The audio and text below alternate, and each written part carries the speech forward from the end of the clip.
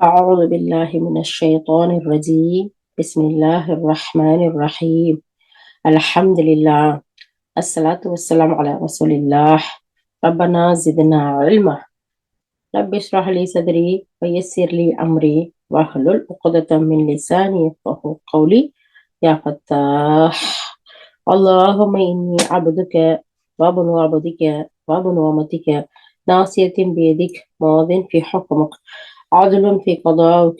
أسألك بكل اسم هو لك سميت به نفسك أو أنزلته في كتابك أو علمته أحدا من خلقك أو استأثرت به في علم الغيب عندك، أن تجعل القرآن ربيع قلبي ونور صدري وجلاء حزني وذهب همي.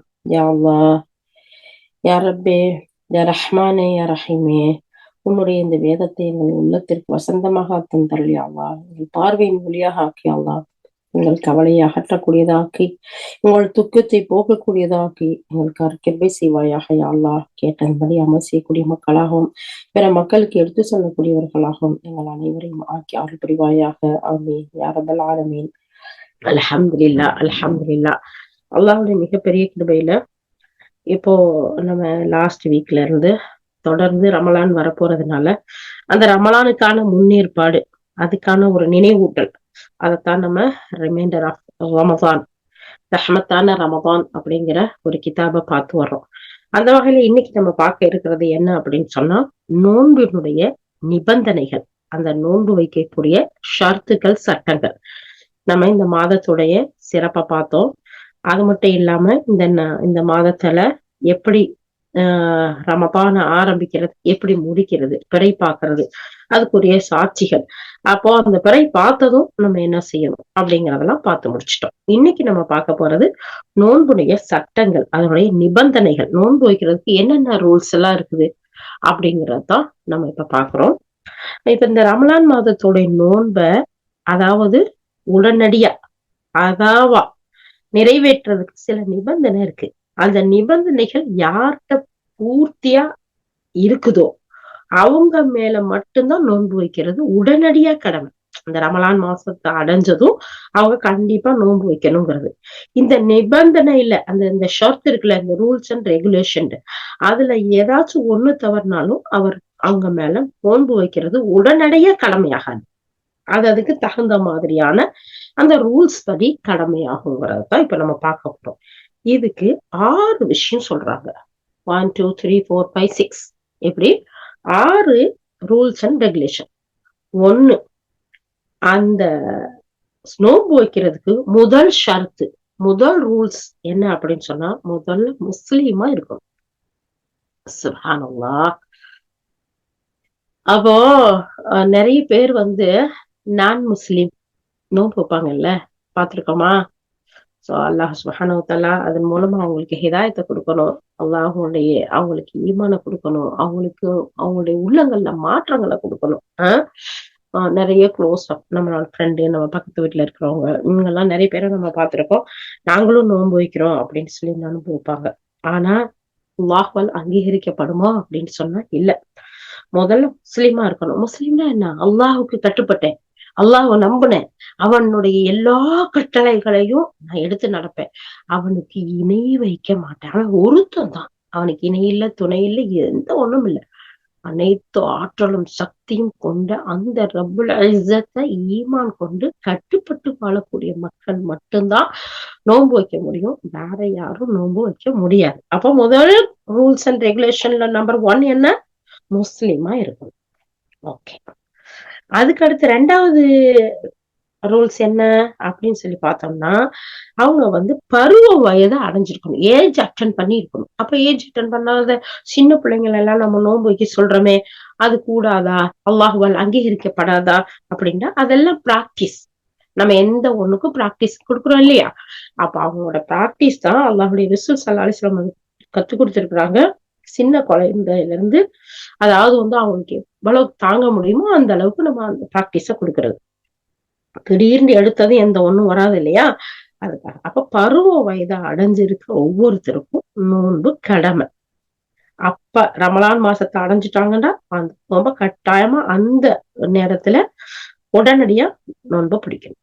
3வது ரூல்ஸ் என்ன இந்த லிஸ்ட்ல அப்படின்னு பார்த்தா, நல்ல புத்தி சுவாதீனமா இருக்கிறது, பைத்தியமா இருக்கிறவங்க, அன்கான்சியஸ்ல இருக்கிறவங்க, இப்படி இருக்கிறவங்க மேல உடனடியா நோன்பு வைக்கிறது கடமை இல்லை. அதுக்கு பின்னாடி அவங்க பைத்தியம் தெளிஞ்சு அவங்க நல்லவங்களா வந்து அவங்க ஆரோக்கியமா வந்து அவங்களுக்கு நல்ல எல்லாம் விளங்குறப்ப அப்ப அது கடமையாகும். அத கலாவா பிடிக்கும். 4வது, உடல் வலிமை உள்ளவரா இருக்கணும். இப்ப உடல் வலிமையா இருக்கணும், நோயாளியா பிரச்சனை உள்ளவங்களா இருக்கக்கூடாது. உடல் ஆரோக்கியமா இருக்கிறவங்க ரமலான் மாசத்தை அடைச்சா அவங்களுக்கும் நோன்பு வைக்கிறது கட்டாய கடமை, தள்ளி போடாம அடுத்து வைக்காம. ஓகே, 5வது ரூல்ஸ்ல இருக்கக்கூடியது என்னன்னு சொன்னா, அவங்க உள்ளூர்ல தங்கி இருக்கணும். லோக்கல்ல நம்ம பிறந்த நாடுகள்ல இல்ல வாழக்கூடிய நாடுகள்ல வேலை செய்யற நாடுகள்ல உள்ளூர்ல இருக்கணும், பிரயாணத்துல இல்லாம. இல்லையா? ஏன்னா பிரயாணம்ங்கிறது ஒரு கஷ்டமான சூழ்நிலை. அந்த மாதிரியான கஷ்டமான நேரத்துல நமக்கு நோன்பு வைக்க முடியாது. அதனால உள்ளூர்ல தங்கி இருக்கணும். 6வது, தடைகளை விட்டு நீங்கியவரா இருக்கணும். என்ன தடை? அது உள்ள உஸ்தாத் நமக்கு சொல்லுவாங்க. அந்த அந்த இதுல நம்ம பார்ப்போம். அப்ப இந்த 6 விஷயங்கள். நம்பர் 1 முஸ்லிமா இருக்கணும். நம்பர் 2 பருவ வயதை அடைஞ்சிருக்கணும், ஏஜ் அட்டன் பண்ணவங்களா இருக்கணும், ஆணா இருந்தாலும் பெண்ணா இருந்தாலும். நம்பர் 3 புத்தி சுவாதீனம், நல்ல தெளிவான சிந்தனையோட இருக்கணும். நம்பர் 4 உடல் ஆரோக்கியமா இருக்கணும். நம்பர் 5 லோக்கல்ல உள்ளூர்ல தங்கி இருக்கணும். நம்பர் 6 தடைகளை விட்டு நீங்கி இருக்கணும். தடைகள் தான் என்ன அப்படிங்கிற இடத்துல லைட்டா நான் சொல்றேன், அப்புறம் உள்ளுக்குள்ள விரிவா பார்ப்போம். இப்போ ஹைல நிஃபாஸ் இருக்குல்ல, குழந்தை பிறந்ததா இருக்கு, மந்த்லி பீரியட் சர்க்கிள் இருக்குது, அந்த மாதிரியான தடைகள் எல்லாம் விட்டு நீங்கி இருக்கணும். அப்பதான் அவங்க நோன்பு வைக்க முடியும். சரி, இப்ப இதுல ஒவ்வொன்றுலயும் உஸ்தாத் இந்த 6 விஷயத்தை சொல்லிட்டு, இந்த 6 ரூல்ஸ் அண்ட் ரெகுலேஷன் சொல்லிட்டு இதுக்கு விளக்கம் சொல்ல போறாங்க. எப்படி அப்படின்னு சொன்னா, முதல் நிபந்தனை முஸ்லிமா இருக்கணும் அப்படின்னு சொன்னா, அப்ப காஃபிரா, இறை நிராகரிப்பாளரா இருந்தா அவங்க மேல நோன்பு கடமை இல்லை. நோன்பு வைக்கும்படி அவரை கட்டாயப்படுத்தக் கூடாது. அவர் நோன்பு வச்சாலும் அது ஏற்கப்படாது அப்படின்னு அல்லாஹ் சுப்ஹானஹு வ தஆலா சொல்றாங்க. உஸ்தாத் நமக்கு சொல்லிட்டு அதுக்கு ரெஃபரன்ஸ் கொடுக்குறாங்க பாருங்க. வமா மஅனஹும் வமா மனஅஹும் அன் துக்பல மின்ஹும் நஃபகாத்துஹும் இல்ல அன்னஹும் கஃபரு பில்லாஹி வ பிரசூலிஹ். அவர்களுடைய தர்மங்கள் அவர்களிடமிருந்து அங்கீகரிக்கப்பட மாட்டாது என்று இறைவன், அதாவது அல்லாஹ் சுப்ஹானஹு வ தஆலா அவர்களை தடுத்திருப்பதற்கு காரணம், நிச்சயமாக அவர்கள் அல்லாஹையும் அவனுடைய தூதரையும் நிராகரித்தார்கள் என்பதுதான். 9வது அத்தியாயத்துல 54வது வசனமா அல்லாஹ் தஆலா சொல்றான். 9வது அத்தியாயம் 54வது வசனம். அதுக்கடுத்து அல்லாஹ் சுப்ஹானஹு வ தஆலா சொல்றான் 25வது அத்தியாயத்துல 23வது வசனம், இம்மையில் அவர்கள் செய்து கொண்டிருந்த காரியங்களை நாம் நோக்கினோம், பறக்கும் தூசிகளை போல அவர்களை நாம் ஆக்கிவிட்டோம். அப்போ யார் இஸ்லாத்தை ஏற்றுக்கொள்ளலையோ, முஸ்லிமாக இல்லையோ, அல்லாஹுக்கு கட்டுப்படக்கூடியவரா இல்லையோ, நிராகரிக்கக்கூடியவங்களா இருக்கிறாங்களோ அவங்க மேல நோன்பு கடமை இல்லை. அவங்க நோன்பு வச்சாலும் இல்ல மற்ற நல்ல அமல்கள் செஞ்சாலும் அல்லாஹ் ஏத்துக்கிற மாட்டான், தூசி மாதிரி பறக்க விட்டுருவான் அப்படிங்கிறத குர்ஆன் வசனத்தை கொண்டே நமக்கு அழகான முறையில சொல்றாங்க. அப்போ ஒருத்தர் புதுசா இஸ்லாமை ஏத்துக்கிட்டு முஸ்லிம் ஆயிட்டா, அவர் காஃபிராக இருந்த போது அவருக்கு ஏற்பட்ட அந்த பழைய நோன்புகளை எல்லாம் அவர் நிறைவேற்ற வேணும்னு அவர் கட்டாயமா அப்படின்னா கட்டாயப்படுத்தக்கூடாது. அவருடைய முந்தைய பாவங்கள் எல்லாம் அல்லாஹ் சுப்ஹானஹு வ தஆலா மன்னிக்கிறேன்னு சொல்றான். அப்ப அவங்க நோன்பு வைக்காம இருந்தாலும் சரி, ஜகாத் கொடுக்காம இருந்தாலும் சரி, இல்ல இன்னும் மற்ற குடிப்பழக்கம் இல்லாமவங்களா இருக்கிறாங்க, விபச்சாரம் செய்யறவங்களா இருக்காங்க, மற்ற எந்த ஒரு தீமையில இருந்தவங்களா இருந்தாலும் சரி, இஸ்லாத்தை ஏற்றுக்கிட்டு, நான் இஸ்லாத்தை ஏத்துக்கிட்டேன், நான் அல்லாஹ்வை நம்புறேன், அல்லாஹ்வுக்கு இணை வைக்க மாட்டேன், இறுதி தூதர் முஹம்மது ஸல்லல்லாஹு அலைஹி வஸல்லம் தான், இறுதி வேதம் இந்த குர்ஆன் தான், அதன்படி நான் வாழுவேன் என்ற நம்பிக்கை கொண்டு அவர் ஈமான் கொண்டு இஸ்லாத்தை ஏத்துக்கிட்டாரோ அதுக்கு முந்தைய பாவங்களா அல்லாஹ் மன்னிக்கிறேன்னு சொல்றான். அதனால அவங்க முன்னாடி நோன்பு வைக்காதெல்லாம் நீங்க கட்டாயமா இத்தனை வருஷம் நீங்க வைக்கல, வைங்கன்னு அவங்களை கட்டாயப்படுத்தக் கூடாது. இதுக்கும் ஒரு வசனத்தை எடுத்து இந்த இடத்துல உஸ்தாத் நம்ம கொடுக்குறாங்க. 8வது அத்தியாயத்துல 38வது வசனம், நபியே நிராகரிப்பாளர்களுக்கு நீங்க சொல்லுங்க, அவர்கள் விஷமம் செய்யாது நிராகரிப்பை விட்டு விலகி இஸ்லாமை ஏற்றுக்கொண்டால் அவர்களுடைய முந்தைய குற்றங்கள் அவர்களுக்கு மன்னிக்கப்பட்டு விடும். சுப்ஹானல்லாஹ், அல்லாஹ் எவ்வளவு மிகப்பெரிய கருணையாளனா இருக்கான் பாருங்க. அக்பர், அல்லாஹு அக்பர். அப்போ அது மட்டும் இல்லாம ஒவ்வொரு மனிதனும் தான் செய்யும் செயலுக்கே பிணையாளியா இருக்கிறான். ஆயினும் அவர்களுடைய செயலோடு வலது கையில் கொடுக்கப்பட்டதோ யாருடைய செயலேடு, அதாவது ரிசல்ட் பேப்பர் அவங்களுடைய வலது கையில கொடுக்கப்படுமோ அவங்களுடைய வலது பக்கத்துல இருப்பாங்க. அவங்க சொர்க்கத்தை கொண்டு நன்மாராயம் சொல்லப்பட்டவங்களா இருப்பாங்க. குற்றவாளிகளை நோக்கி அன்னைக்கு நரகத்துல புகுத்தியது யாருன்னு அவங்ககிட்ட கேட்பாங்க. அதற்கு அவங்க சொல்லுவாங்க, நாங்க தொழுகையாளியா இருக்கல, நாங்க ஏழைகளுக்கு உணவு கொடுக்கல, வீணான காரியங்கள்ல மூழ்கி கடந்தவர்களோட நாங்களும் மூழ்கி கிடந்தோம், கூலி கொடுக்கப்படும் அந்த நாளையும் நாங்க பொய்யாக்கணும், நாங்க மரணித்து அதை உறுதியா காணும் வரையில இந்த மாதிரியான ஒரு கொள்கையில தான் இருந்தோன்னு அவங்க சொல்லுவாங்க. சுப்ஹானல்லாஹ், அல்லாஹு அக்பர், அல்லாஹு அக்பர். இறை மறுப்பாளர்களுடைய பேச்சு எப்படிப்பட்டதா இருக்கும்? முஃமின்களா இருக்கக்கூடியவங்க, திருந்தி அல்லாஹ்வை ஏற்றுக்கொண்டவங்க, அவங்களுடைய நிலைமை எப்படி இருக்குங்கிறத 74வது அத்தியாயம் 38வது வசனத்திலிருந்து 47வது வசனம் வரைக்கும் அல்லாஹ் அப்படி வீடியோ கண்காட்சியா கண்ணு முன்னாடி இப்ப பாக்குற மாதிரி அல்லாஹால சொல்றான். ஒவ்வொரு மனிதனும் தான் செஞ்ச செயலுக்கு அவன்தான் பிணை கேள்வி, அவன்தான் அதுக்கு பொறுப்பு. யாரு கையில வலது கையில ரிசல்ட் பேப்பர் கொடுத்து வாங்கப்பட்டிருப்பாங்களோ அவங்க உயர்ந்த அந்தஸ்துல இருப்பாங்க, வலது பக்கத்துல இருப்பாங்க, சொர்க்கவாசிகளா இருப்பாங்க. அதோட அங்க நின்றுகிட்டு இடது பக்கத்துல இருக்கவங்கள பார்த்து கேட்பாங்க, ஐயோ நீங்க எல்லாம் நரகத்துக்கு வந்துட்டீங்களே, ஏன்பா வந்தீங்க அப்படின்ட்டு கேட்கல. எவ்வளவு அழகா சொல்றாங்க பாருங்க. நாங்க தொழுக கூடியவங்களா இல்ல. அப்ப இன்னைக்கு தொழுகாம இருக்கிறவங்க ஒவ்வொருத்தரும், தொழுகையை தள்ளி போடக்கூடிய ஒவ்வொருத்தரும், தொழுகையில அலட்சியப்படுத்தக்கூடிய ஒவ்வொருத்தரும் இந்த விஷயத்த தெரிஞ்சுக்கணுமா இல்லையா? கண்டிப்பா இதை எல்லாரும், எல்லா மக்களும் போய் நம்ம குடும்பத்தார்கிட்ட, நம்ம நண்பர்கள் கிட்ட, நம்ம பிள்ளைங்க கிட்ட எல்லார்ட்டையும் சொல்லணும். தொழுகையாலேயே நாங்க இருக்கல. சொல்ற விஷயம், நாங்க ஏழைகளுக்கு உணவு கொடுக்கல, நாங்க வீணான காரியங்கள்ல மூழ்கி போய் கடந்தோம். இன்னைக்கு வீணானதுன்னு சொல்லி பார்த்தா சுப்ஹானல்லாஹ், இந்த மீடியா படுத்துற பாடு கொஞ்சம் நஞ்சம் இல்ல. நம்மளுடைய ஒவ்வொரு செகண்டையும் நம்ம அலர்ட் ஆகி நம்ம கவனத்தோட இல்லாட்டி எங்கெங்கயோ கூட்டிட்டு போயிருந்தோம். அல்லாஹ் பாதுகாக்கணும். வீணானதுல மூழ்கி கிடந்தோம். நாங்க இந்த கூலி கொடுக்கக்கூடிய இந்த மறுமை நாளை நாங்க நம்பவே இல்லை, பொய்யின்னு வேற சொன்னோம். நம்ம மரணிச்சு இத கண்ணால பாக்குற வரைக்கும் இந்த நிலைமையிலதான் இருந்தோம், அதனாலதான் இங்க வந்திருக்கோம் அப்படின்னு சொல்லுவாங்கங்கிற ஒரு விஷயத்தை இங்க இடத்துல சொல்லி காட்டுறாங்க. இந்த ஒரு நிலைமை இன்ஷா அல்லாஹ் நமக்கும், நம்மளுடைய சந்ததிகளுக்கும், நம்மளுடைய குடும்பத்தாருக்கோ, நம்மளுடைய நண்பர்களுக்கோ யாருக்கு இந்த நிலைமை வந்துடக்கூடாது. அதுக்கு முன்னாடி நம்ம எல்லாம் அலர்ட்டா, சுதாரிப்பா, அறிவுள்ளவர்களா, புத்தி கூர்மை உள்ளவர்களா நம்ம நடந்துக்கிறணும். நம்ம இந்த விஷயங்களை எல்லாம் கேட்டு முன்னேற்பாடா எல்லாத்துக்கும் எப்படி அப்படி அழகா பட்ஜெட் போட்டு அப்படி தயாரிப்பா எப்படி சொல்றோம், நம்ம ரெடியா இருக்கிறோம். அந்த மாதிரி வலது கையில நம்ம ரிசல்ட் பேப்பரை வாங்கக்கூடியவர்களா அந்த சொர்க்கவாசியெல்லாம் அல்லாஹ் சுப்ஹானஹு வ தஆலா நம்ம எல்லாம் ஆக்கி வைக்கணும் இன்ஷா அல்லாஹ். அப்போ யார் ஒருத்தர் ரமலான் மாதத்துல பகல் நேரத்துல இஸ்லாமை ஏத்துக்கொண்டாரோ அவர் மீது அந்த அன்னைக்கு பகல் அவங்க அந்த நோன்பு அவங்களுக்கு கடமையாயிருது. பகல்ல ஏத்துக்கிட்டாலும் சரி, ஒரு மத்தியானமோ ஒரு சாயந்தரமோ நோன்பு திறக்கிறதுக்கு முன்னாடி எப்ப அவங்க இஸ்லாத்துக்கு வந்தாலும் சரி, அதுல இருந்து அந்த நாளை கம்ப்ளீட் பண்ணி சாப்பிடாம குடிக்காம அவங்க இருக்கணும். அந்த நோன்பு அவங்களுக்கு கடமையாகக்கூடிய தகுதி அவங்களுக்கு வந்துருச்சு. ரமலான் முடிஞ்சதும் அந்த நோன்ப அவங்க திருப்பி வைக்கணும். எந்த நாள்ல இஸ்லாத்தை ஏத்துக்கிட்டு வர்றாங்களோ அந்த நாள்ல இருந்தா அவங்களுக்கு கடமை. அப்போ அந்த இஸ்லாத்தை ஏத்துக்கிற அந்த செகண்ட்ல இருந்து அவங்க சாப்பிடவோ குடிக்கவோ எதுவும் கூடாது, அப்படியே பூர்த்தி பண்ணணும். ஆனா அது இடையில தானே அவங்க ஏத்துக்கிட்டாங்க அப்படிங்கறதுனால அந்த நோன்பை அன்றைய நாள் நோன்பை ரமலான் முடிச்சதும் நோன்பு வைக்கணும். ஆனா அப்படி இல்லாம இஸ்லாத்தை ஏத்துக்கிறாம அவங்க நோன்பு வச்சாவோ, நம்ம நல்ல மல் செஞ்சாவோ அது ஏற்றுக்கொள்ளப்படாதுங்கிறத பாக்குறோம். ஓகே, இப்போ ஃபர்ஸ்ட் முஸ்லிமா இருக்கணுங்கிறத பாத்துட்டோமா? அப்ப பாருங்க அல்லாஹ் சுப்ஹானஹு வ தஆலா முஸ்லிம்களை எவ்வளவு கண்ணியப்படுத்தி, கௌரவப்படுத்தி, அந்தஸ்தை கொடுத்து தான் எவ்வளவு நேசிக்கக்கூடிய மக்களா அல்லாஹ் சுப்ஹானஹு வ தஆலா வச்சிருக்கான்னு பாருங்க. ஓகே, ரெண்டாவது பருவ வயதை அடைஞ்சிருக்கணும்னு சொல்றாங்கல்ல, இதுக்கு நமக்கு சொல்லி காட்டுறாங்க சுப்ஹானல்லாஹ். சுனன் அபூதாவுதுல வரக்கூடிய ஒரு ஹதீஸ் 3823வது ஹதீஸா வருது. நபி ஸல்லல்லாஹு அலைஹி வஸல்லம் சொல்றாங்க, 3 நிபந்தனைகளை விட்டும் சட்டம் உயர்த்தப்பட்டிருக்கு. யாரு? 3 நபர்களை.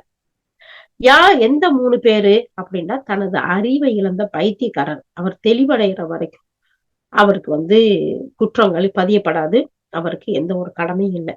ரெண்டாவது, தூங்கக்கூடியவரும் முழிக்கிற வரைக்கும் நல்லா தூக்கத்துல இருக்கிறாங்க, அப்போ அந்த நேரத்துல அவங்களுக்கு தொழுகை கடந்து போயிருச்சு, இல்ல மற்ற கடமைகள் கடந்து போயிருச்சு, அவங்களுக்கு தெரியல, அவங்களுடைய உணர்வுல இல்ல.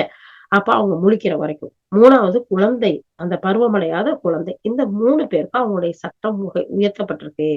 அதாவது அவங்களுக்கு எந்த ஒரு குற்றம் இல்ல. அவங்க முழிக்கிற வரைக்கும், பைத்தியம் தெளியிற வரைக்கும், குழந்தை பெருசாகிற வரைக்கும். இந்த 3 பேருக்கு உண்டு. நபி ஸல்லல்லாஹு அலைஹி வஸல்லம் சொல்லக்கூடிய இந்த செய்திய அலி ரலியல்லாஹு அன்ஹு அறிவிக்கிறாங்க. இது சுனன் அபீ தாவூதுல பதியப்பட்டிருக்கு. அப்ப சிறுவர்கள் நோன்பு வைக்கிற அளவுக்கு உடல் வலிமை இருந்தா நம்ம அந்த சிறுவர்களுடைய பொறுப்பாளர்கள், பெற்றோர்கள் அவங்கள நோன்பு வைக்க தூண்டணும், பழக்கணும். ஆனா கட்டாய கடமை இல்ல அப்படிங்கிறத நம்ம தெரிஞ்சுக்கிட்டோம் இல்லையா? ஏன்னா நபி ஸல்லல்லாஹு அலைஹி வஸல்லம் என்ன செய்வாங்க, ஆஷுராவுடைய அந்த விடிய காலையில அன்சாரிகளுடைய கிராமங்களுக்கு போகலாம். போயிட்டு யார் இந்த காலத்துல நோன்பு வைக்காம இருந்தாரோ அவர் இன்றைய தினத்துக்குள்ள மீதமுள்ள நோன்ப நிறைவு செய்யட்டும், பூர்த்தி செய்யட்டும். இந்த காலையில நோன்பு வைத்தாரோ அவர் அதை தொடரட்டும் அப்படின்னு சொல்லுவாங்க. அப்போ அங்க அறிவிப்பதற்கு அப்படி சொன்னதுக்கு பின்னாடி அங்க இருக்க சிறுவர்களையும் நோன்பு பிடிக்க வைப்போம் நாங்க. நபி ஸல்லல்லாஹு அலைஹி வஸல்லம் அப்படி சொன்னதுக்கு பின்னாடி நாங்க அது மட்டும் இல்லாம அந்த பிள்ளைங்க பசியில அழுகும் போது அவங்களுக்கு பஞ்சால செய்யப்பட்ட அந்த சாஃப்டான டாய்ஸ்கள் எல்லாம் கொடுத்து நம்ம அவங்கள அந்த பசி வராம அவங்களுக்கு விளையாட்டு பொருளை கொடுத்து விளையாட வச்சுக்கிட்டே இருப்போம். அப்புறம் நோன்பு திறக்கிற நேரம் வந்ததும் நோன்பு திறப்போம் அப்படின்ற ஒரு செய்தியே இந்த இடத்துல ருபை பின்த் முஅவ்வித் ரலியல்லாஹு அன்ஹு அவங்க சொல்றாங்க. இது சஹீஹ் புகாரில 1824வது ஹதீஸா பதியப்பட்டிருக்கு. அப்ப சின்ன குழந்தைகளை, அதாவது அவங்களுக்கு வலிமை இருக்கு, பசி தாங்குற அளவுக்கு அப்படின்னா ஒரு 5 வயசு அதுக்கு மேல அப்படி இருக்கிற பிள்ளைங்களுக்கு கொஞ்சம் ட்ரை பண்றதுதானே. அப்படி ஒரு 7 வயசு 8 வயசு அப்படி எல்லாம் இருக்கையில அவங்க பருவம் அடைகிறதுக்கு முன்னாடி அதை பழக்க சொல்லி நபி ஸல்லல்லாஹு அலைஹி வஸல்லம் சொல்லி கொடுத்திருக்காங்க. நம்ம அப்படி பழக்கலாங்கிறது இந்த இடத்துல ஆதாரங்கள் சொல்றாங்க. அல்ஹம்துலில்லாஹ். அடுத்து 3வதா புத்தி சரியா இருக்கணும். ஒருத்தருக்கு புத்தி சரியில்லாம பைத்தியம் பிடிச்சிருச்சுன்னா அவர் மேல நமக்கு நோன்பு கடமை இல்ல. அவர் அல்லாஹ்வால் மன்னிக்கப்பட்டவரா இருக்கிறாரு. அவருக்கு அறிவு தெளிவாகிற வரைக்கும் அப்படின்னு சொல்றாங்க. இப்ப இதுக்கு நபி ஸல்லல்லாஹு அலைஹி வஸல்லம் சொல்றாங்க. 3 அந்த திருப்பியும் அதே ஹதீஸத்தான் இங்கேயே எடுத்து போடுறாங்க. அந்த 3 பேருக்கு கடமை இல்லைங்கிறதுல அந்த ஹதீஸ சொல்லிட்டு அமல்கள் அவங்களுடைய ஒவ்வொரு அமல்களும் நியத்து வைக்கிறது அவசியமா இருக்கு. அவங்களுக்கு நியத்தெல்லாம் தெரியுமா? ஒரு பைத்தியமா இருக்கிற புத்தி சுவாதீனம் இல்லாம இருக்கவங்களுக்கு. அதனால அவங்களுக்கு கடமை இல்ல அப்படிங்கிறத சொல்றோம். அடுத்து 4வதா நோன்பு வைக்கிறதுக்கு ஆற்றல் இருக்கணும். எப்படிப்பட்ட ஆற்றல் இருக்கணும்? அவங்க பலவீனம் இல்லாம, நோய் நொடியில இல்லாம அவங்க இருக்கும்போதுதான் அவங்களுக்கு நோன்பு அந்தந்த டயத்துல வைக்கிறதுக்கு அவங்களுக்கு கடமை. இல்ல அப்படின்னு சொன்னா அந்த நோய் முடிஞ்சதுக்கு பின்னாடி அதுக்கு கலாவா நிறைவேற்றணும். ஏன்னா அல்லாஹ் சுப்ஹானஹு வ தஆலா 2வது அத்தியாயத்துல 184வது வசனத்துல சொல்றான், ரமலான் மாதத்தில் உங்கள் யாராவது நோம்பாளியாகவோ அல்லது பிரயாணத்துல இருந்தாவோ ரமலான் அல்லாத நாட்கள்ல அந்த விடுபட்ட நோன்ப கணக்கிட்டு நீங்க புடிங்க அப்படின்னு அல்லாஹ் சொல்றான். அப்போ அப்படி இருக்கிறதுனால நாம என்ன செய்யணும்? அந்த டயத்துல நம்ம நோயாளியா இருந்தா நாம பின்னாடி பிடிக்கணும். இந்த இடத்துல என்ன சொல்லி காட்டுறாங்க உஸ்தாதுன்னா, பலவீனம் 2 வகைப்படும். ஒண்ணு தற்காலிகமான பலகீனம். அது கொஞ்ச நேரத்துல ஒரு மயக்கமா இருக்குது, ஒரு டயர்டா இருக்குது, கொஞ்ச நேரத்துல நீங்கிரும் இல்லையா? அந்த மாதிரியான பலவீனம். இத பத்தி இந்த வசனத்துல சொல்லப்படல. ஏன்னா தற்காலிகமான பலகீனம் கொஞ்ச நேரம் நம்ம ரெஸ்ட் எடுத்தா போயிடும் இல்லையா? அத இந்த இடத்துல சொல்ல வரலன்னு சொல்றாங்க. ஒரு ரமலான் மாதத்துல நோயிட்டு இருந்தால் அவர் மீது அப்போது நோன்பு வைப்பது கடமை இல்லை. அவர் உடல் நலம் பெற்று சுகமடைந்து விட்டால் நோன்பு நோற்பது அவர் மீது கடமை அப்படிங்கிறாங்கல்ல. அது இந்த தற்காலிகமான விஷயத்த சொல்லல. நிரந்தரமா ஒரு சிலருக்கு நோய் இருக்குல்ல, அந்த சொல்றாங்க. 2வது வகை நீங்காத பலகீனம். யார் தீராத நோயில அவதப்பட்டாங்கல்ல, அல்லது முதுமை, அதாவது வயது முதிர்ந்து போய் பலவீனம் அடைஞ்சு இனிமேல் அவர் நோன்பு வைக்க முடியாதுன்றாங்கல்ல, அவங்களுக்கும் கடமை இல்ல அந்த நேரத்துல உடனே நோன்பு வைக்கிறது. ஆனா ஒரு ஏழைக்கு அவங்க உணவு கொடுக்கணும் அப்படிங்கறத சொல்றாங்க. அப்ப எல்லாருக்கும் அல்ஹம்துலில்லாஹ் தெளிவா புரியும்னு நினைக்கிறேன். யாருக்கு அந்த நோன்பு வைக்கிறது கடமை இல்ல அந்த நேரத்துலன்னா, ஒரு ஹைலுடைய நேரத்துல இருக்கிறவங்க, இல்ல ஒரு ஜுரமா இருக்குன்னு வச்சுக்கோங்க, அது கூட இல்ல. ஜுரமா இருக்கு, ஒரு காய்ச்சலா இருக்குது, இல்ல ஒரு வயிற்றுப்போக்கா இருக்குது. இந்த மாதிரி இருக்கவங்க ஒரு 2 நாள் 3 நாளைக்கு அவங்களுக்கு நோன்பு வைக்க முடியாது இல்லையா? அப்ப அதுக்கு பின்னாடி அவங்க அந்த நோன்ப கணக்கிட்டு நோக்கணும். ஆனா ஒரு சாதாரணமா ஒரு மயக்கமா இருக்கு, ஒரு டயர்டா இருக்குது, இல்ல ஏதோ ஒரு ஆ இதா இருக்குன்னா, அத இங்க சொல்ல வரல அப்படிங்கிறத சொல்றாங்க. அல்ஹம்துலில்லாஹ். அடுத்து 5வது நம்ம பார்த்தோம் இல்லையா? உள்ளூர்ல இருக்கணும் அப்படின்னு சொல்லிட்டு. அப்போ பயணத்துல இருந்தா அவங்களால நோன்பு பிடிக்க முடியாது. அப்படிங்கிறதுனால அல்லாஹ் சுப்ஹானஹு வ தஆலா அந்த இடத்துல நமக்கு சலுகை குடுக்குறான். அதே சேம் ஆயாவே தான் 2வது அத்தியாயத்துல 184வது வசனத்த தான் நமக்கு எடுத்து குடுக்குறாங்க. யாரு வந்து நோயாளியாகவோ, பிரயாணத்துல இருக்கிறாங்களோ, அவங்க மற்ற நாட்கள்ல அந்த விடுபட்ட நோன்ப கணக்கிட்டு நோன்பு பிடிக்கட்டும் அப்படிங்கிற அந்த வசனத்தையே தான் குடுக்குறாங்க. அப்போ பிரயாணத்துல இருந்தா யாருக்கு முடியுதோ அவங்க படிக்கலாம். இப்ப ஒரு பிரயாணம்ங்கிறது லாங் டைம் பிரயாணமும் இருக்கு, ஷார்ட் டைமும் இருக்குது. இப்ப நம்மலாம் யுகேல இருக்கோம். அப்ப யுகேல இருந்து இந்தியா போகணும் அப்படின்னு சொன்னா டைம் டிஃபரெண்ட் நெறைய வரும். அப்ப நமக்கு நோன்பு பிடிக்க முடியாது. இல்ல நான் அப்பயும் பிடிக்கிறேன்டா, அது நம்மளையே நம்ம கஷ்டப்படுத்திக்கிறது. இல்லையா? இது அல்லாஹ் சுப்ஹானஹு வ தஆலா நமக்கு குடுத்த சலுகை. அந்த சலுகைகள நம்ம பயன்படுத்தணும். ஆனா இதே நேரத்துல பக்கத்துல ஒரு 2, 3 ஹவர்ஸ் ஒரு 5 ஹவர்ஸ் அந்த ஜர்னிக்கு போறோம். அதுக்கு நமக்கு முடியும். அப்படிங்கிற நேரத்துல நம்ம தாராளமா நம்ம பிடிக்கலாம். அப்ப அத நம்ம தான் நம்ம தீர்மானிக்க முடியும். நமக்கு தாங்குமா? தாங்காதா? அப்படிங்கிறத பார்த்து பிரயாணத்துல நோன்பு வைக்கிற விஷயத்த பார்க்கலாம். ஓகே. அதுக்கு அடுத்து வந்து 6வது நிபந்தனை. தடைகளை நீங்கி இருக்கணும் அப்படின்னு சொன்னாங்கல்ல, அதுதான். அந்த தடைகள் நீங்க இருக்கிறதுனா பிரசவத்துல இருக்கக்கூடாது. இல்ல ஹைலுடைய விஷயத்துல இருக்கக்கூடாது. அதையெல்லாம் விட்டு நம்ம தவிர்த்து இருக்கும்போதுதான் நோன்பு பிடிக்கக்கூடியவங்களா இருக்கணும். இதுக்கு வந்து நபி ஸல்லல்லாஹு அலைஹி வஸல்லம் சொல்றாங்க, பெண்ணுக்கு மாதவிடாய் ஏற்பட்டா அவ தொழாமல் நோன்பு வைக்காமல் இருப்பதில்லையா? அதனால் அவளுடைய மார்க் குறைவாக இருப்பதாகும். அபூ சயீத் ரலியல்லாஹு அறிவிக்கிறாங்க. ஸஹீஹ் புகாரில 1815வது ஹதீஸா இது இருக்கு. அப்போ அந்த மாதிரி நேரத்துல நம்ம நோன்பு வைக்கக் கூடாது. அதுக்கடுத்து இன்னொரு ஹதீஸையும் சொல்றாங்க. எங்களுக்கு மாதவிடாய் அல்லது பிரசவ தீட்டு ஏற்படும்போது, நாங்க நோன்பு கலா செய்வதற்கு கட்டளையிடப்படுவோம். தொழுகையை கலா செய்றதுக்கு கட்டளையிடப்பட மாட்டோம். அப்படின்னு ஆயிஷா ரலியல்லாஹு அறிவிக்கிறாங்க. இதுவும் ஸஹீஹுல் புகாரில 508வது ஹதீஸா பதியப்பட்டிருக்கு. அப்ப பாருங்க, நோன்ப கட்டாயமா வைக்கணும். தொழுகைய கட்டாயமா கலா செய்ய தேவையில்லங்கிறத ஒரு சட்டத்தையும் இந்த இடத்துல நமக்கு சொல்லி காட்டுறாங்க. அல்ஹம்துலில்லாஹ். அப்ப நோன்புடைய ஷர்த்துக்கள் 6. அந்த 6ஐ நம்ம பார்த்துட்டோமா? இன்ஷா அல்லாஹ் கடைசியா கேட்டா சொல்லுவீங்களா? அல்ஹம்துலில்லாஹ் எல்லாரும் சொல்லுவோம் இன்ஷா அல்லாஹ். ஓகே. அடுத்து நோன்புடைய ஷர்த்து. அது என்ன நோன்புடைய ஷர்த்து? வணக்கத்திற்கு அதாவது வந்து அல்லாஹ் சுப்ஹானஹு வ தஆலா சொல்றான், ஒரு வணக்கத்திற்கு உள்ள நம்ம போகணும் அப்படின்னா, அதனுடைய சட்டங்கள் இருக்கு. அத ஆரம்பிக்கிறதுக்கு முன்னாடி அதோடைய சட்டங்கள, அதோடைய அம்சங்கள, அதோடைய ஷர்த்துகள்லாம் என்ன இருக்குங்கிறத தெரிஞ்சுக்கணும். இப்ப இந்த இடத்துல சொல்றாங்க, நோன்புக்கு வந்து 2 ஷர்த்து இருக்கு. நோன்பு வைக்கிறதுக்கு. 1 நிய்யத். அது என்ன? உள்ளத்துல ஒண்ணு நினைக்கிறது. நோன்பு வைப்பவர் தன்னுடைய மனசுல, நான் நோன்பு வைக்க போறேன், நான் தொழுக போறேன், நான் ஜக்காத்து கொடுக்க போறேன், நான் இது தர்மமா குடுக்க போறேன் அப்படின்னு நம்ம எந்த ஒண்ணு செய்யறோமோ மனசுல நினைக்கணும். இதுதான் முதல்ல அப்படின்னு சொல்றாங்க. அப்போ தான் செய்யக்கூடிய இபாதத்த, வழிபாட்ட யாருக்காக செய்யறோங்கிறத மனசுல நினைக்கணும். ஒண்ணு என்ன செய்ய போறோங்கிறது இருக்கணும். 2வது யாருக்காக செய்ய போறோம்? மனுஷர்களுக்காக செய்ய போறோமா? நம்ம பெரிய ஆளு, நம்ம பெரிய இபாதத்துல இருக்கிறோம். நம்ம பெரிய பாரி வள்ளல் வாரி வழங்கக்கூடியவங்க நம்ம அடுத்தவங்களுக்கு காட்டுறதுக்காக செய்யறோமா? யாருக்காக செய்யறோம்? அல்லாஹ்வுக்காக செய்யறோமா? அம்மா, அப்பாக்காக செய்யறோமா? ஒரு பிள்ளைங்கள பாருங்களேன், தொழவே செய்யாது. பெரிய இம்சையா இருக்கு இந்த அம்மா, அப்பாவோட. தொழுன்று தூங்க கூட விட மாட்றாங்க அப்படின்னு சொல்லிட்டு, தாய் தகப்பனுக்காக தொழுகிறவங்க, இல்ல மேனேஜருக்காக செய்றவங்க, இல்ல பக்கத்துல இருக்க ஃப்ரெண்டுக்காக செய்றவங்க இப்படிலாம் இருப்பாங்கல்ல. அப்ப யாருக்காக செய்றோம்? நமக்காக, அல்லாஹ்வுக்காகவா? இல்ல பிறருக்காகவா? அப்படிங்கிறத நம்ம தெரிஞ்சுக்கணும். 2 விஷயம். 1 நியத்து வைக்கணும். 2வது யாருக்காக செய்றோம் அப்படிங்கிறத பார்க்கணும். ஏன்னா அல்லாஹ் சுப்ஹானஹு வ தஆலா 98வது அத்தியாயம் 5வது வசனத்துல அல்லாஹ் தஆலா சொல்றான், அவர்கள் அல்லாஹ்வை வணங்க வேண்டும், வழிபாட்டை அவனுக்கு மட்டுமே தூய்மையாக்கியவர்களாக, இணை வைப்பதை விட்டு முற்றிலும் விலகியவர்களாக இருப்பதை தவிர வேறு கட்டளை அவர்களுக்கு கொடுக்கப்படவில்லை. அல்லாஹ் சுப்ஹானஹு வ தஆலா சொல்றான், அவன மட்டும் தான் வணங்கணும். வழிபாடு அவனுக்கு மட்டும் தான் இருக்கணும். அவனுக்கு யாரையும் இணை வைக்க கூடாது. இதுதான் அவங்களுக்கு கட்டளை. இதை தவிர வேற எந்த ஒரு கட்டளையும் அவங்களுக்கு இல்ல அப்படிங்கறத அல்லாஹ் சுப்ஹானஹு வ தஆலா சொல்றான்.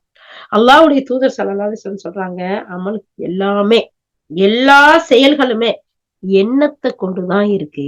கல்புல நம்ம நினைக்கிறோம் பாத்தீங்களா, அந்த எண்ணத்தை பொறுத்துதான் இருக்கு. ஒவ்வொரு மனிதனுக்கும் அவருடைய எண்ணம் தான் அவருக்கு கிடைக்கும். அவருடைய நியத் இருக்குல்ல, அவருடைய கல்புல எதை நினைச்சாரோ அதுதான் கிடைக்கும். யாருடைய எண்ணம் அல்லாஹ்வின் பக்கமும் அவனுடைய ரசூலின் பக்கமும் இருக்குமோ, அவருடைய எண்ணம் அவருடைய ஹிஜ்ரத் அல்லாஹ்வின் பக்கமும் அவனுடைய ரசூலின் பக்கமும் இருக்கும். யாருடைய ஹிஜ்ரத் அவருடைய விரும்புற உலகத்துக்காக இருக்குமோ, அல்லது ஒரு பெண்ணை மணக்கணுங்கிறதுக்கான நியத்து ஹிஜ்ரத் இருக்குமோ, அதன் பக்கம் அந்த ஹிஜ்ரத் செய்தாரோ அதன் பக்கம் அவர் இருப்பாரு. உமர் இப்னு ஹத்தாப் ரலியல்லாஹு அறிவிக்கக்கூடிய ஹதீஸ் சஹீஹுல் புகாரில முதலாவது ஹதீஸா இருக்கு. சுப்ஹானல்லாஹ். இத சொல்லாத உஸ்தாத் அறிஞர்கள் யாருமே இருக்க மாட்டாங்க. எல்லாரும் சொல்லக்கூடிய ஹதீஸ் இது. இன்னமல் அமாலு பின்னிய்யாத். பெரிய கொஞ்சம் நீண்ட ஹதீஸ். அப்போ நம்முடைய நியத்துங்கிறது முதன்மையானது, முக்கியமானது. இத நம்ம பாத்துக்கிறோம். ரெண்டாவது, அந்த இபாதத்தை யாருக்காக செய்யறோம் அத நம்ம மனசுல நினைக்கணும். அடுத்து நம்ம என்ன இபாதத் செய்ய போறோம்? தொழுகையா, நோன்பா, ஜகாத்தா, இன்ன பிற அமல்களா அப்படிங்கிறதையும் நம்ம மனசுல நினைக்கணும். அடுத்து ஃபர்தா, நஃபிலா, இல்ல சுன்னத்தா, இதெல்லாம் இருக்குல்ல. அப்ப முதல்ல மனசுல நம்ம மனசுல என்னன்னு வாய் விட்டு சொல்ல தேவையில்லைன்னு பொதுவாவே அறிஞர்கள் எல்லாரும் சொல்றாங்க. இந்த நியத்தை தான் இந்த ஹதீஸ்ல நமக்கு சொல்லி காட்டுறாங்க. நியத்து வைக்கிறது அவசியம். நோம்போடைய முதல் ஷர்த்தே என்ன அப்படின்னு சொன்னா நியத்து. அதுல 2 அம்சம் இருக்கு. ஒண்ணு, அல்லாஹ்வுக்காக தூய்மையான மனசோட செய்யறேங்கிற எண்ணம். அடுத்து அந்த நோன்பையோ அந்த அமலையோ நம்ம செய்யணும். அதுக்கு அடுத்து நான் எந்த நுகரையா, அசரையா, நோன்பையா, எதை செய்ய போறேங்கிற எண்ணமும் இருக்கணும். இந்த நியத்தை ரமலான் நோன்புல மற்ற கடமையான நோன்புகள்லயும் கண்டிப்பா ராத்திரியிலேயே அந்த நியத்து நமக்கு வந்துடணும். நாளைக்கு தானே நோன்பு பிடிக்க போறோம், அப்ப நாளைக்கு நியத்து வச்சுக்கலாங்கிறது இல்ல. எல்லாத்துக்கும் முன்னேற்பாடா நம்ம எல்லாம் செய்யற மாதிரி முதல் நாள் ராத்திரியிலேயே நாளைக்கு நான் நோன்பு பிடிக்க போறேன், சுண்ணத்தான நோம்பு பிடிக்க போறேன், பல்லான நோம்பு பிடிக்க போறேன், இல்ல நான் நேர்ச்சை செஞ்ச நோம்பு பிடிக்க போறேன், இப்படி இருக்கு இல்லையா? அப்போ நம்ம அந்த அழகான முறையில நீயத்தை முதல்லயே வச்சிடணும். நபி ஸல்லல்லாஹு அலைஹி வஸல்லம் சொல்றாங்க, யார் ஒருவர் ஃபஜ்ர் அதிகாலைக்கு முன்பே நோன்பை முடிவு செய்யலையோ அவருக்கு நோன்பே இல்லை. அப்ப பாருங்க, அல்லாஹு அக்பர், அல்லாஹு அக்பர். அல்லாஹ்வுடைய தூதர் ஸல்லல்லாஹு அலைஹி வஸல்லம் ஒவ்வொன்னையும் நமக்கு அவ்வளவு அழகா எந்த ஒன்னையும் நம்ம மிஸ் பண்ணிடக்கூடாதுன்னு நமக்கு சொல்லி காட்டுறாங்க பாருங்க.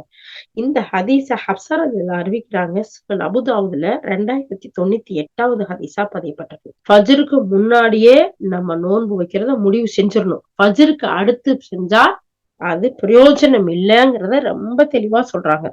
அதுக்கடுத்து நபி ஸல்லல்லாஹு அலைஹி வஸல்லம் சொல்றாங்க, யார் நோன்பு நோற்பதை இரவிலேயே முடிவு செய்யவில்லையோ அவருக்கு நோன்பே இல்லை.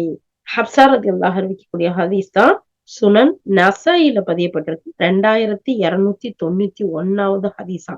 இது ரெண்டையுமே ஹப்ஸா ரலியல்லாஹு தான் அறிவிக்கிறாங்க. அப்ப ஃபஜ்ருக்கு முன்னாடி யார் நோன்பு நியத்து வைக்கலையோ அவங்களுக்கு அன்னைக்கு நோன்பு இல்ல. யார் நோன்பு நோக்குறத ராத்திரிலேயே முடிவு செய்யலையோ அவருக்கும் நோன்பு இல்லைங்கிறாங்க. நபி ஸல்லல்லாஹு அலைஹி வஸல்லம் சொன்னாங்க, யார் ஒருவர் இரவிலேயே நோன்பை கடமையாக்கி கொள்ளவில்லையோ அவருக்கு நோன்பே இல்லை. இதையும் ஹப்ஸா ரலியல்லாஹு தான் சொல்றாங்க. சுனன் இப்னு மாஜால 3 கிதாப்ல வரக்கூடிய செய்தியை பார்க்கிறோம். 1690வது ஹதீஸா வருது சுனன் இப்னு மாஜால. அப்ப இந்த ஹதீஸ்களை எல்லாம் பார்க்கும்போது நம்மளுடைய நோன்பை நோற்பதற்கு இரவுலயே நியத்து செய்யணுங்கிறது உறுதியான விஷயமா இருக்கு.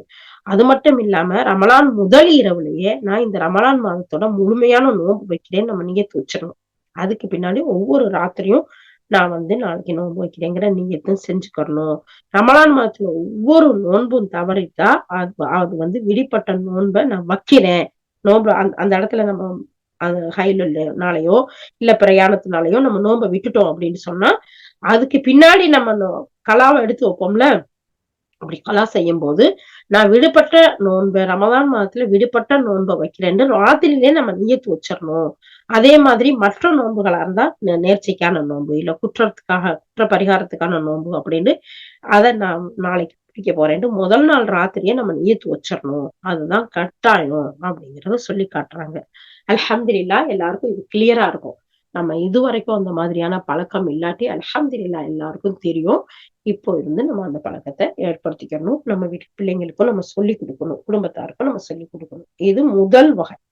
ரெண்டாவது, ஃபஜ்ர் சுபஹு தொழுகைக்கு நேரம் வந்ததுல இருந்து சூரியன் மறைகிற வரைக்கும் நோன்பை முறிக்கிற எந்த செயல்களை விட்டோம், எல்லா செயல்களையும் விட்டோம் நம்ம தடுத்துக்கணும். ஃபஜ்ர் ஆரம்பிச்சதுல இருந்து நோன்பு திறக்கிற வரைக்கும் அந்த நோன்பை முறிக்கக்கூடிய எந்த ஒரு காரியத்திலையும் ஈடுபடக்கூடாது. அப்படி ஈடுபட்டா நோன்பா இருக்காது. இல்ல, அதுக்கு இந்த இடத்துல 2வது அத்தியாயத்துல 187வது வசனத்தை ரெஃபரன்ஸா கொடுக்குறாங்க. எப்படி அல்லாஹ் சுப்ஹானஹு வ தஆலா சொல்றான், இனி இருள் நீங்கி விடியற் காலை ஃபஜ்ர் ஆகிவிட்டது என்று உங்களுக்கு தெளிவாகும் வரையில் நோன்பு இரவு காலங்களில் உங்கள் மனைவிகளிடம் சேர்ந்து அல்லது உங்களுக்கு சத்தியமாக விதிக்கப்பட்டிருப்பதை தேடிக்கொள்ளுங்கள். இன்னும் அந்த நேரங்களில் புசியுங்கள், பருகுங்கள், கிழக்கு வெளுத்து பிறகு இரவு ஆரம்பமாகும் வரை மேலும் மேலே கூறியவற்றை தவிர்த்து நோன்புகளை நோற்று முழுமையாக்குங்கள். அதாவது இனி இருள், அதாவது நீங்க விடிய கால அந்த ஃபஜ்ர் இருக்குல்ல, அது வரைக்கும், அதாவது மகரிபுக்கு பிறகுல இருந்து ஃபஜ்ர் உதயமாகிற வரைக்கும் நீங்க உங்க மனைவியோட சேரலாம், நீங்க சாப்பிடலாம், நீங்க குடிக்கலாம், நீங்க எல்லா வேலைகளையும் செய்யலாம். ஆனா எப்ப ஃபஜ்ர் உதயமாகி கிழக்கு வெளுத்து அந்த வெளிச்சம் வருதோ அதுல இருந்து அந்த வெளிச்சம் மறைகிற வரைக்கும், சூரியன் மறைகிற வரைக்கும் நீங்க என்ன செய்யக்கூடாது, மேல சொன்ன எந்த ஒன்னையும் செய்யாம அந்த நோன்பை முழுமையாக்குங்க அப்படிங்கறத அல்லாஹ் சுப்ஹானஹு வ தஆலா 2வது அத்தியாயத்துல 187வது வசனத்துல அல்லாஹ் சொல்லி காட்டுறான். அப்போ இதுல நம்ம ரொம்ப கவனமா இருக்கணும். முதல்ல நியத்து வைக்கணும். 2வது நோன்புடைய ஷர்த்துக்கள், நோன்பு நோட்டுட்டோம்னா அந்த நோன்பை முடிகிற வரைக்கும் அதனுடைய நோன்பு முறிக்கக்கூடிய எந்த ஒரு செயலையும் செய்யக்கூடாது. இது 2 தான் அதுக்குரிய கட்டாயமான சட்டங்களா இருக்கு. இது 2ஐயும் நம்ம பாதுகாக்கணும். ஓகே. அடுத்து நோன்பை விடுறதுக்கு காரணம், நோன்பு யாரெல்லாம் விடக்கூடிய காரணம் அப்படின்னு சொல்லி பார்க்கையில, ரமலானுடைய பகல் காலத்துல நோன்பை விடுவதற்கு பல காரணங்கள் இருக்கு. அதுல முதல் காரணம் தற்காலிக நோயாளியா இருப்பது.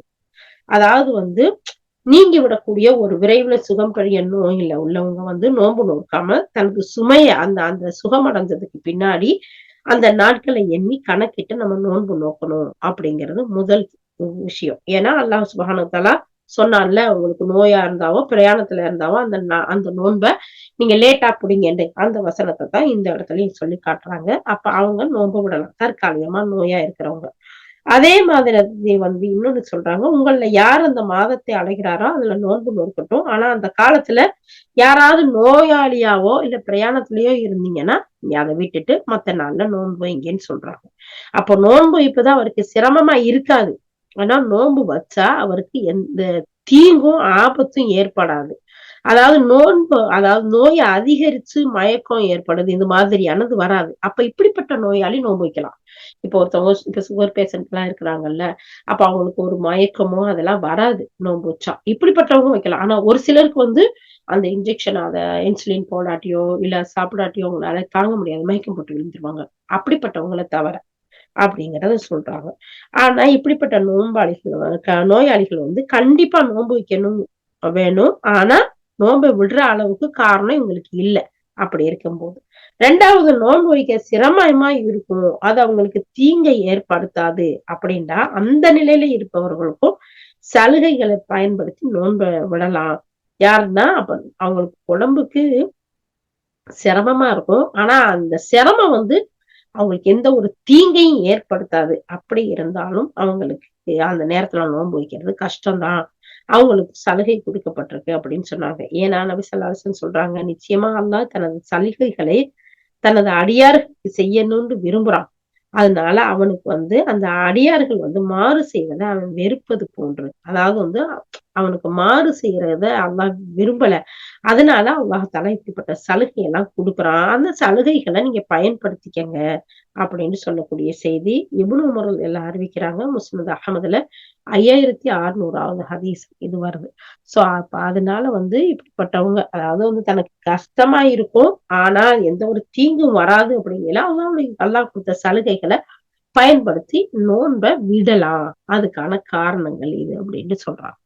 அப்புறம் நோன்பு வைக்கிறதுனால அவருக்கு தீங்கு ஏற்படுவது, இப்படிப்பட்டவர்கள் கண்டிப்பா நோன்பை விடணும்.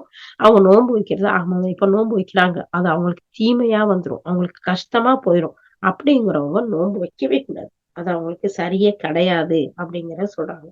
அப்ப 3 விஷயம். நோன்பு வைக்கிறதுல சிரமமாவும் இருக்காது. அது அவங்களுக்கு தீமையும் குடுக்காது. ஆனா அவங்க நோயாளியா இருக்கிறாங்க. இப்படிப்பட்டவங்க நோன்பு விடக்கூடாது. நோன்பு பிடிக்கணும். ஆனா நோன்பு வைக்கிறது சிரமமா இருக்கும். ஆனா அவங்களுக்கு எந்த ஒரு தீங்கும் வராது. இப்படிப்பட்டவங்க நோன்பு வைக்க தேவையில்ல.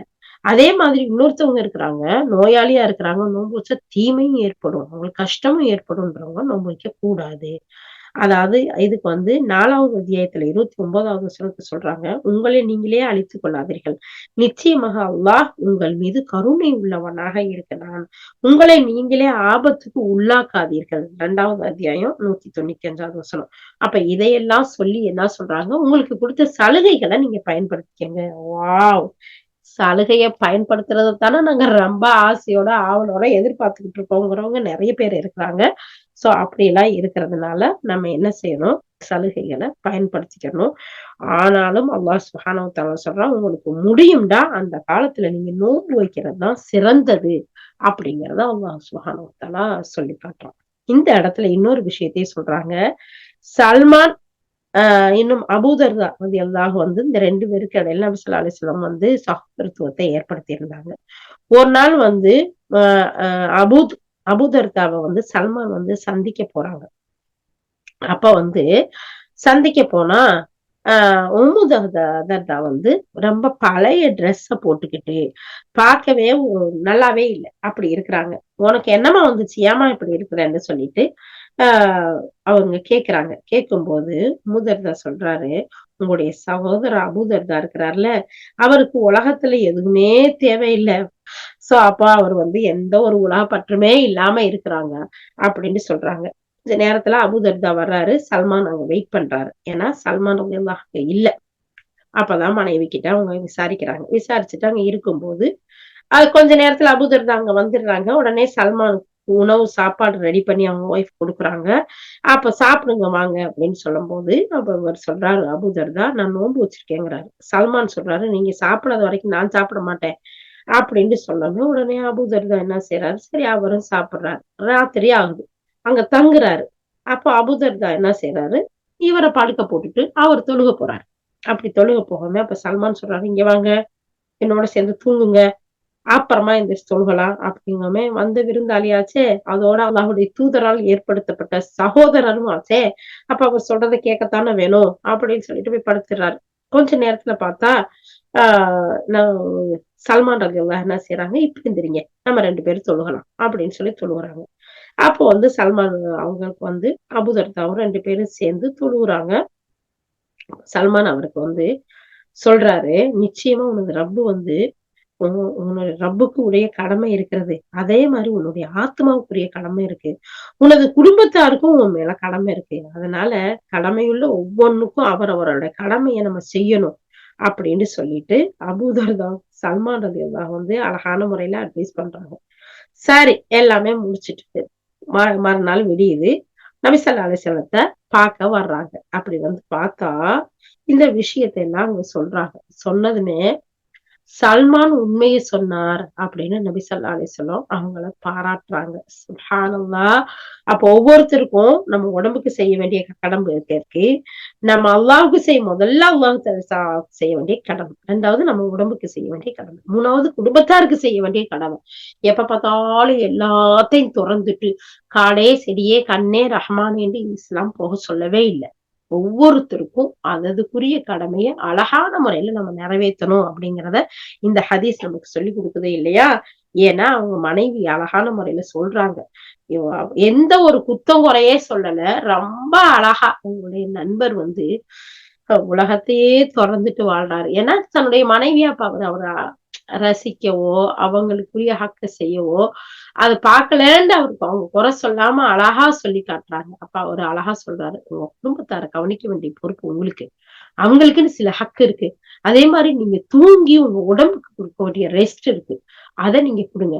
அதே மாதிரி அல்லாஹ் செய்ய வேண்டிய கடமை இருக்கு. அப்போ இஸ்லாம் எந்த நேரமும் முசல்லா பாய போட்டு விரிச்சு தஸ்பீ மணியும் தொப்பியும் ஜிப்பாவும் ஒரே அபாயாவும் இருக்க சொல்லல. அழகான முறையை அல்லாஹ்வுக்கு செய்ய வேண்டிய அந்த குறிப்பிட்ட நேரம், அந்த நேரத்துல இபாதத் செய்யுங்க.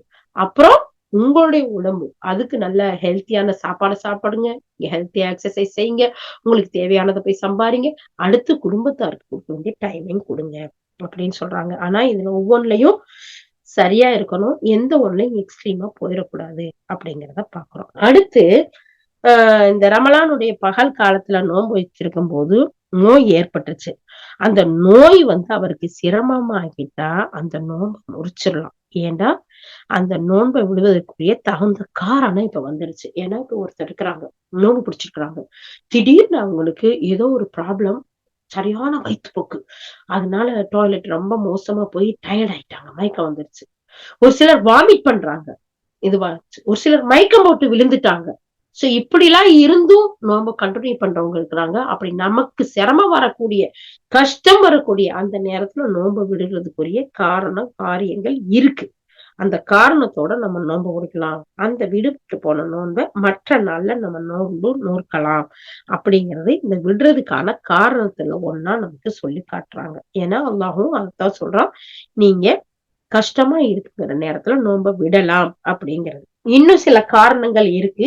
அந்த காரணங்கள்ல என்ன என்ன நம்ம நோன்ப விடுறதுக்கான காரணம், இந்த காரணங்களை நம்ம தெரிஞ்சு வச்சுக்கிட்டாதான் நம்மளே கஷ்டப்பட்டு வாந்தி எடுத்துட்டும் கஷ்டத்தோடையும் மயக்கத்தோடையும் ஜுரம் திடீர்னு நல்லாதான் இருக்கும். நம்ம நைட்டு நியத்து வச்சோம், காலையில இருந்துச்சு நோம்பு பிடிச்சோம், காலையில எந்திரிச்சா சரியான ஜுரமா இருக்கு, நடுக்குது, குளிரா இருக்குது. இப்ப நமக்கு மாத்திரை கண்டிப்பா டேப்லெட் எடுத்துதான் நம்ம வேலைக்கு போகலாம், இல்ல நம்ம அந்த நாள் கண்டினியூ பண்ணலாம், இல்லாட்டி நமக்கு ரொம்ப ஒர்ஸ் ஆயிரும். அப்படி டயத்துல நம்ம நம்ப விடலாம். இப்படி இந்த விஷயமான காரியங்கள்லாம் நம்ம தெரிஞ்சுக்கிட்டாதான் நம்மளே சிரமப்படுத்திக்கிறாம நம்ம அல்லாஹ் கொடுத்த சலுகைகளையும் பயன்படுத்திக்கலாம், நம்மளும் ஹெல்த்தியா இருக்கலாம். அல்லாஹ் சுப்ஹானஹு வ தஆலா அவனுக்கு இன்ஷா அல்லாஹ் நமக்கு அருக்கிருபை செய்வாங்கிறதுல எந்த ஒரு சந்தேகமும் இல்ல. சுப்ஹானல்லாஹி வ பிஹம்திஹி சுப்ஹானல்லாஹி வ பிஹம்திஹி நஷ்ஹது அல்லா இலாஹா இல்லா அன்த நஸ்தக்ஃபிருக வ நதுபு இலைக். சுப்ஹான ரப்பிக ரப்பில் இஸ்ஸத்தி அம்மா யசிஃபூன் வஸ்ஸலாமு அலல் முர்ஸலீன் வல்ஹம்துலில்லாஹி ரப்பில் ஆலமீன். ரப்பே ரஹ்மானே ரஹீமே, நாங்கள் வரக்கூடிய ரமலானுக்கு முன்னால் அதற்காக தயாரிப்புகள் செய்ய நாங்கள் ஆயத்தமாகிவிட்டோம். யா அல்லாஹ், எங்களுடைய ஒவ்வொரு தயாரிப்பையும், எங்களுடைய ஒவ்வொரு முன்னேற்பாடையும் நீ அழகான முறையில் எங்களுக்கு அமைத்துக்கூடிய அல்லாஹ். யா அல்லாஹ், அதனுடைய சட்ட திட்டங்களா இருந்தாலும் சரி, யா அல்லாஹ் மற்ற விஷயங்களாக இருந்தாலும் சரி, நாங்கள் அழகான முறையில் கற்றுக்கொண்டு வரக்கூடிய இந்த ரமலானில் ஆரோக்கியத்தோடு, யா அல்லாஹ் உள்ளச்சத்தோடு, இஹ்லாஸோடு உன்னுடைய அந்த ரஹ்மத்தான ரமலானை நாங்க ரஹ்மத்தா அமைச்சு கொள்றதுக்கு எங்களுக்கு ஈஸியாக்கி இலகுவாக்கி கூடிய அல்லாஹ். ஆமீன் யா ரப்பல் ஆலமீன். அஸ்ஸலாமு அலைக்கும் வரஹ்மத்துல்லாஹி வபரகாத்துஹு.